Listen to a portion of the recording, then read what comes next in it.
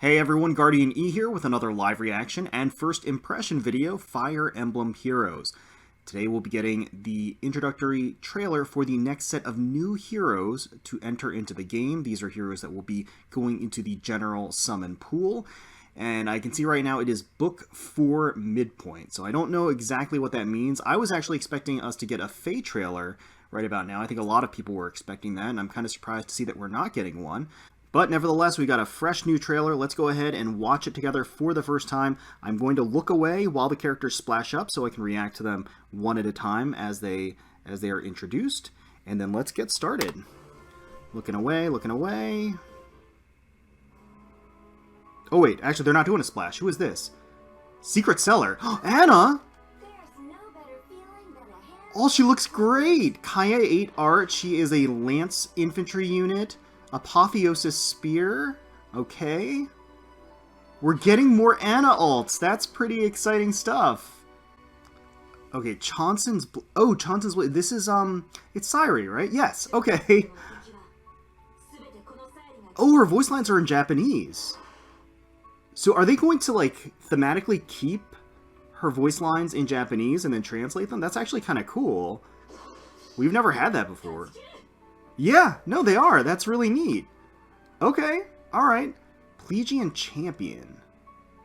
I am General Mustafa of Plegian. Oh, okay, Mustafa. Alright. Infantry, more infantry. This is an infantry decked batch. That kit looks very unimpressive. I think, pretty sure Mustafa is going to be the 4-star focus unit of this banner. A dignified aid. Okay, alright. A new mythic hero? What? Oh, this is, yeah, this is the fairy that I forget the name of, that was introduced in the last chapter, Mirabilis? Probably should have listened to her say that. Sorry. Flower of Ease, Whimsical Dream. So she's going to be a mythic hero that's available on the banner itself? Oh, that animation is really neat, though. Okay, alright, new heroes are here. Is there anything after? Oh, wow, there's a lot more. There's a lot more to the trailer, I should say. After your 40th summon. Oh, yeah, no, we knew about that. Anything else? Book 4 continues in... More CG cutscenes. The Realm of Nightmares. Get some more exposure to those dark fairies. Okay. Who's that? I don't know. Whoops. I guess we'll see. I have to admit that Book 4 hasn't really gripped me as much as Book 3 did, and honestly, probably Book 2 as well. It's been okay. It's been fine. Okay, well, new heroes are here starting on June 5th. Until there is no end date here, so not sure how long this banner is going to be around, but... these are new heroes, so they will be in the regular summon pool after the event ends, the exception being Mirabilis. Daydream may or may not appear again, so she is obviously going to be a mythic hero, so she is normally going to be reserved for mythic hero banners. I believe we also saw this with Peony and potentially with Air too, I can't remember, but they did debut on a regular new hero banner rather than a mythic hero banner, so this is kind of in line with that. There is a precedence for this. Mustafa is going to be available as the 4-star focus. Yup, that does make a lot of sense. No colorless representation on the banner. That means that red is going to be double sharing the mythic hero with Sairi, and green is going to have the 4-star focus. Anna is going to be the blue. I'm actually, out of the batch, probably most excited for Anna, to be honest with you. Let's go ahead and rewind, take another look at their skills, take another look at their art, and just kind of evaluate whether or not I believe that this banner is worth pulling for. Another Anna alt, that's amazing. So it seems like they may have gotten rid of the splash. Maybe they're not doing that anymore, I don't know. I think that would be a good thing, to be honest with you, because I'm not a fan of the splash up front. I like seeing the characters introduced one at a time. I think that's way more exciting. But here's Anna. She's an infantry lance unit. Art is by Kaya 8. She's got a huge armory in that backpack of hers. This is the quote-unquote awakening version of Anna, apparently. But she looks great. Kaya 8 did a wonderful job on the art. They always do a pretty great job in general. It's very clean art. I like that she kind of has the finger up and the wink. That's kind of like her signature pose and has been, especially in Heroes, of course, with Commander Anna. Karen Strassman voicing her, doing a great job. She seems to have more of a casual look here, but it certainly suits her. And if she is going to be a traveling merchant, per se, it makes a lot of sense to dress light. It took me a second, but I also like how the bow is situated behind her. At first I thought it was like a scythe or wings or something like that, but it's just an ornate bow that's situated in horizontal against her little pack that she's holding onto.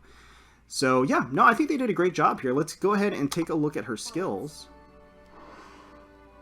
Alright, Apotheosis Spear. It's 16 might weapon, grants speed +3. Unit can move to a space adjacent to an ally within 2 spaces. Okay. At start of combat, if foe's HP is greater than or equal to 75%, grants attack speed +5 to unit during combat. Okay. Okay. Not absurdly powerful or anything, but the movement-based skills like that you often see reserved for flyer units, so it's kind of refreshing to see an infantry unit with that capability. And being able to do it with any movement type ally. So let's break it down. Speed +3, always a solid thing. Seems to indicate that she is going to be a player phase oriented unit because she does have a lot of skills, it looks like, that boost her attack and speed specifically. And of course her attack and speed +5 is an in-combat buff.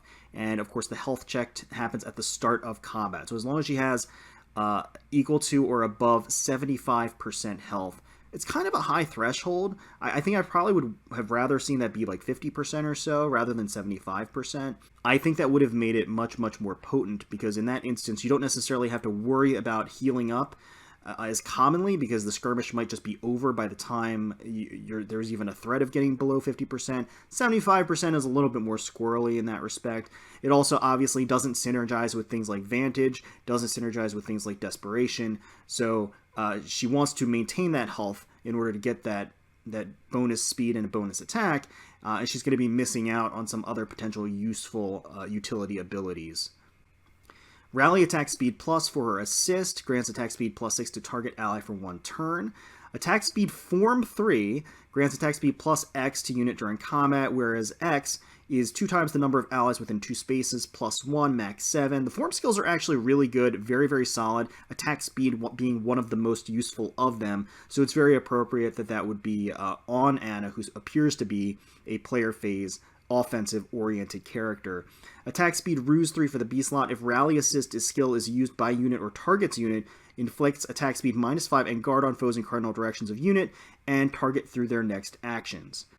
The ruse skills are certainly useful for setting up certain scenarios and certain traps. I always say that the B slot is super, super competitive, so it's difficult to justify using the ruse skills over those.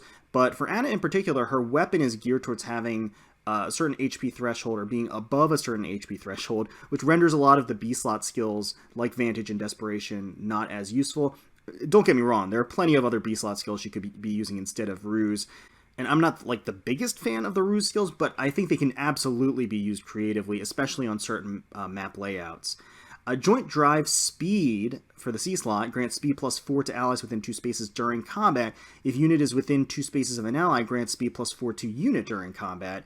These joint skills, these joint drives are actually really great, and of course they synergize extremely well with the form skills, so it makes a lot of sense that she would have joint drive speed in addition to the form skills. Those work well in tandem with each other. And then of course, being next to or close to allies synergizes with the movement ability of Apotheosis Spear, because she's going to be able to teleport and make sure that she's amidst all of her allies and getting as many buffs as she needs to while she's initiating on the enemy.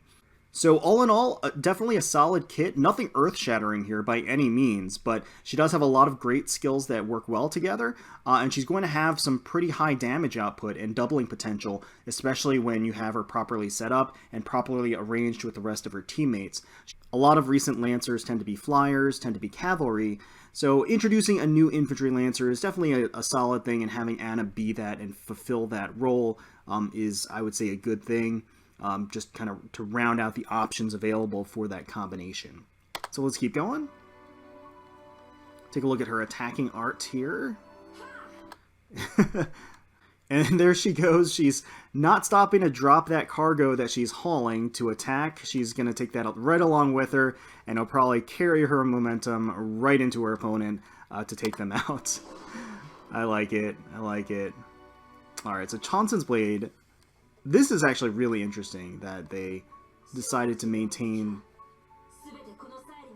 Sairi's English voice will be implemented in the game at a later date. Oh, I completely misread that. Whoops. Okay, so we're not getting the Japanese voice.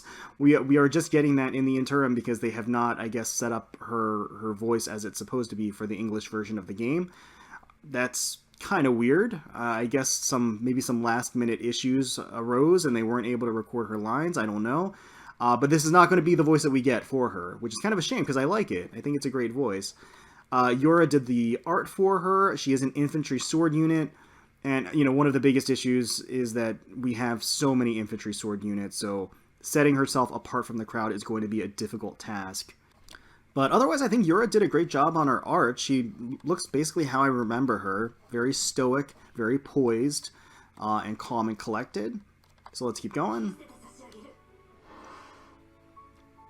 Alright, so let's take a look. Amatsu is her 16 might sword. Accelerate special trigger, cooldown count -1, so it has a killer slaying effect.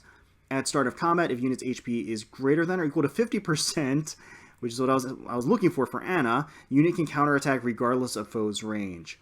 Oh, it's a HP conditional distant counter? So she has a killer slash slaying effect, and she has conditional distant counter that's based on her HP, which honestly actually isn't going to be that difficult to maintain. 50% isn't that bad. 50% seems like a reasonable threshold, and she's going to have a lot of ways to maintain that health pool if she actually needs to throughout the course of a skirmish. So in addition to having healers, just a variety of different skills she can utilize in order to heal up. The fact that she has Iceberg for her special seems to indicate that she has pretty high res, and if she does have high res, obviously that is perfect for a distant counter unit who is going to be able to tank a magic attack from a distance and then counterattack. Instead of Iceberg, you could always opt to use a healing special like Noontime, like Soul, and like Ether, and if that's the case, certainly that works in tandem with the killer slaying effect of Amatsu, and that would also help her maintain her health pool. She has Kestrel Stance 3 for her A slot. If foe initiates combat, grants attack speed +6 during combat, okay, and inflicts special cooldown charge -1 on foe per attack, so a guard effect on the enemy that is attacking into her, in addition to boosting both her attack and her speed. Since she has the built-in distant counter, that's obviously going to work very well for her.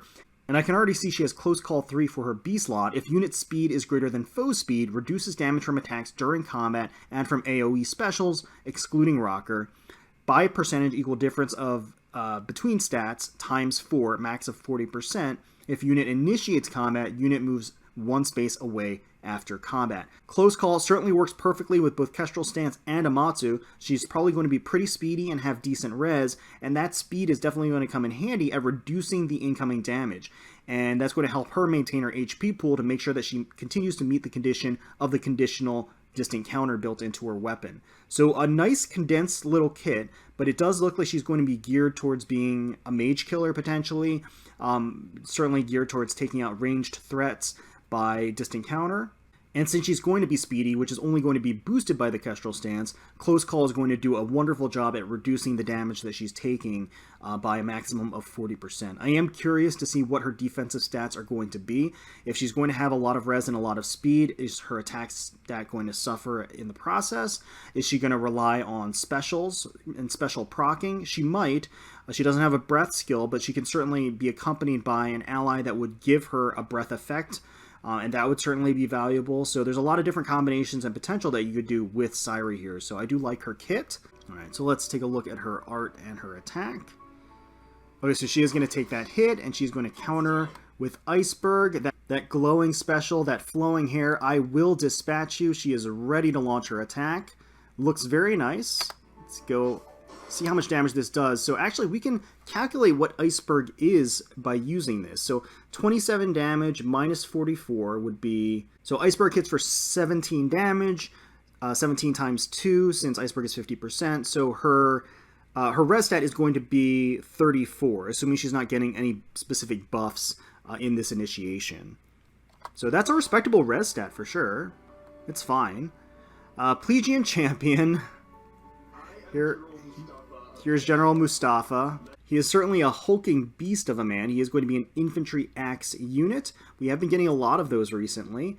And in fact, we've been getting a lot of 4-star focus or demotes of infantry axe units as well, which is kind of nice because they were a rarity at a point in the game, and they have started including more of them in general. I think they did a great job on his art. I mean, he looks very serious, very no-nonsense, as you would expect from this hulking mass of muscles of a man.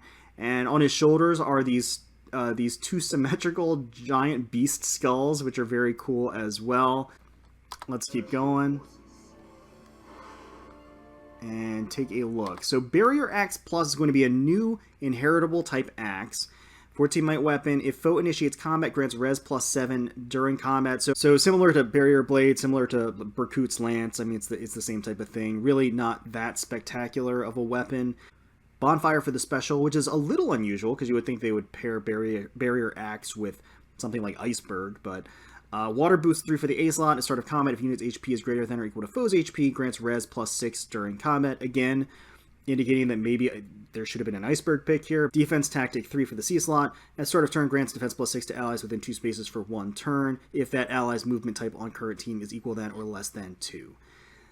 So honestly, not a lot to talk about here. A brand new axe, which is fine. I mean, more axes, more weapons for variety, more inheritable stuff is always a good thing.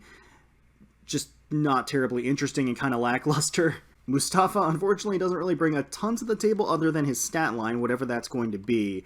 So we'll just have to see how he gets decked out. It certainly seems like he's going to be... Usually the special is an indication as to what their stat line is leaning towards, and probably going to be more defensive based since he has Barrier Axe Plus. It seems like he might be more enemy phase based, but who knows? With these 4-star focus units, they tend to kind of slap on a bunch of skills, and in this case, you know, Mustafa's no exception. So let's keep going. Take a look at his attacking art. Alright. So he's going to proc that Bonfire, which means we are going to be able to see a dignified end. His expression actually looks a little funny here. He kind of looks startled. I don't know. There's something a little bit off, I think, about his approach here. He could look a little bit angrier, I guess. Alright, so he is going to be doing 18 damage for his Bonfire, which means that he is going to have 36 defense, which again it's respectable for sure. Let's keep going here. And then of course, getting attacked into by the dragon means that, you know, the boosted res that he has came into effect. Yep, okay, the Daydream Fairy, here she is. So the new mythic hero, she's going to be a sword flyer, Mirabilis. I don't know if I'm butchering that name, and I apologize if I am. I'm sure she says her name at some point, and she will say her name at some point, but I don't think she said it in the trailer. But Mirabilis is her name, and we've already seen her. She was introduced in the last story chapter, so we're not, you know, we've seen what her art is all about. They've been keeping this theme with the light fairies where there is a flower motif, so obviously her dress and her sleeves they look very much like petals and flowers, and of course she has, coming out of her hair, some petals as well. Her design's fine. Certainly, I would say probably more on the moe side of things than Peony. I do like the contrast of colors, because I believe Peony is yellow and blue, if I'm not mistaken. So Mirabilis has the red and the green covered. And again, the green really does kind of reinforce the whole leafy flower type of theme that they're going for with the light fairies. And you can see even her sword itself is sprouting flowers at the hilt. So keeping that theme going. Let's keep going with this. And she's a very sleepy one. So Flower of Ease is her unique weapon. 16 might sword, grants res +3. If penalty is active on foes within 3 columns centered on unit, inflicts attack defense res -3 on those foes during combat. Interesting. So she actually has a 3-column debuff, and it is a continual debuff. It's not activated on a turn or anything like that.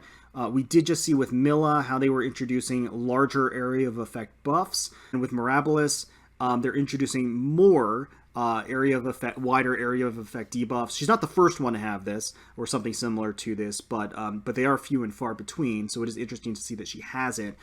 So if you have penalty active on a foe, which is honestly going to be relatively easy to enforce, I would say, depending on her stat line. If she has respectable res specifically, or really high HP, it's going to be easier for her to get ploys off.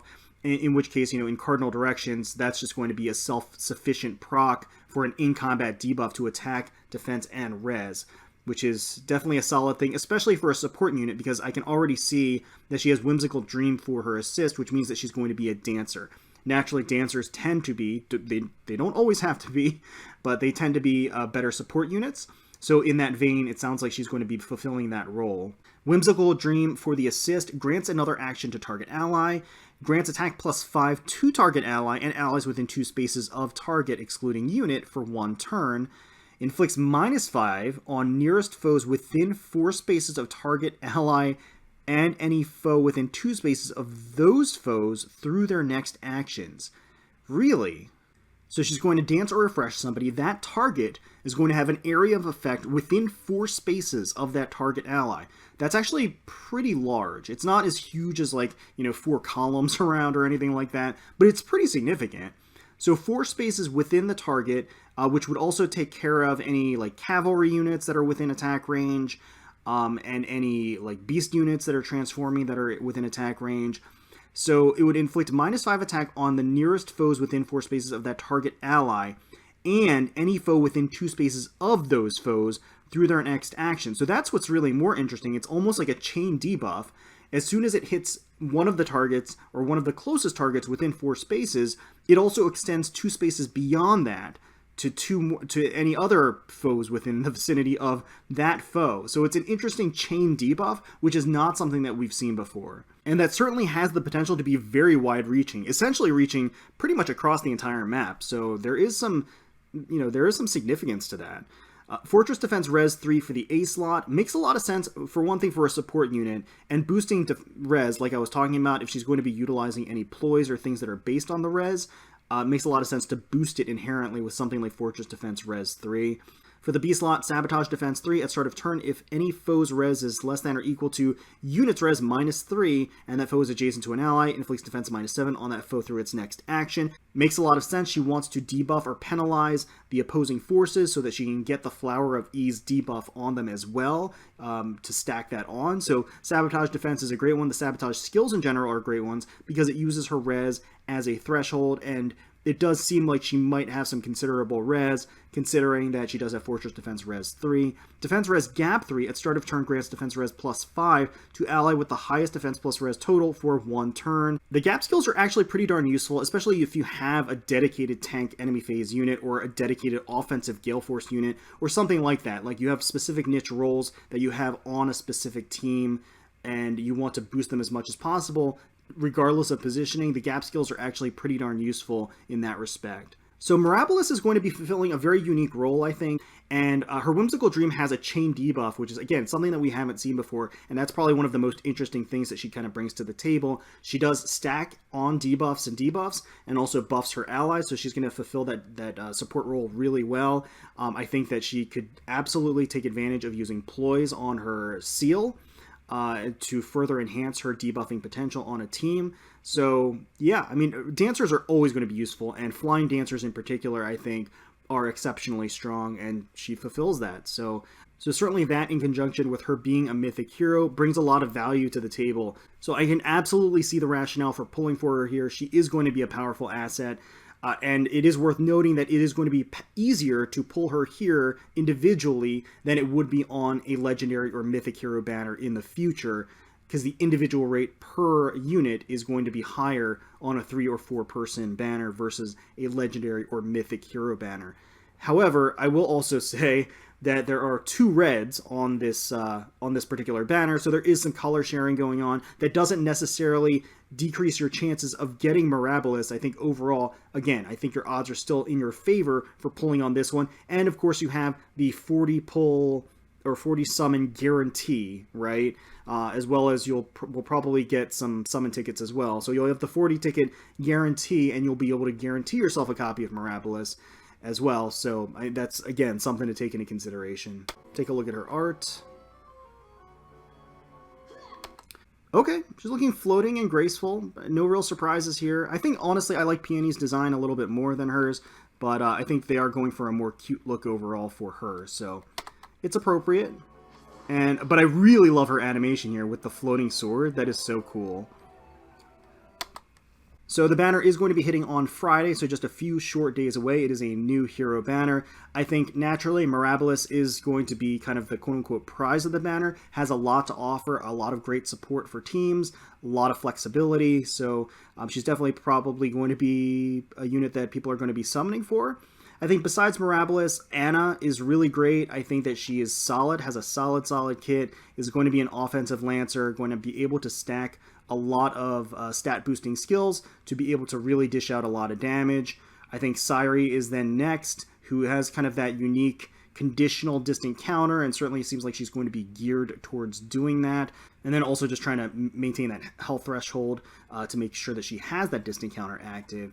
And then finally we have Mustafa, who's bringing up the rear, who honestly isn't really bringing much to the table, but his art's pretty good, and we'll see what his stat line is. He could be a pretty decent merge project for people out there. Again, just to reiterate, this is a new hero banner, which means that it has that sparking system, that mileage system, where if you do 40 summons, you are going to be able to pick one of these for free. So you're going to be able to guarantee yourself a mythic hero, which, that itself has a lot of value, certainly. It's also worth noting that Mirabilis does color share with Sairi.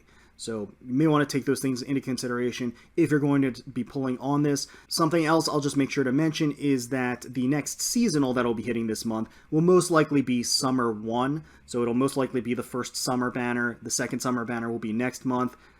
To me, summer always delivers. I always usually have at least 1 or 2 targets on a summer banner. So for me personally, I think I'm probably going to prioritize pulling for the summer banner rather than this new hero banner. Again, most of these units, Mirabilis aside, are going to be introduced into the regular summon pool. But if you're a big fan of Mirabilis, this is going to be the best time to go for her for sure. So just bear that in mind. So like I said, for me personally, summer is always a priority, so I will probably not be pulling on this super hard. At the same time, I'll be using whatever summon tickets and free summons that we get to pull on reds and blues. I think Anna looks great. I actually would really like an Anna, so that's why blue is a target for me specifically. And then red to get Mirabilis, certainly, if I could get her. I think she's going to be pretty valuable. So let me know in the comments below if you're excited for this banner and who you're going to be summoning for, if anybody. Further, just let me know if you disagree with any of my evaluations or if I missed something as I was going through with my live reaction. Hopefully you guys enjoyed the video. If you did, please feel free to leave us a like, comment, and subscribe to the channel for more Fire Emblem Heroes content. We thank you all so much for watching and taking time out of your day to spend with us. We really, really do appreciate it. I hope you, your family, and your friends are staying safe, healthy, and secure out there. And until next time, let's protect those skies.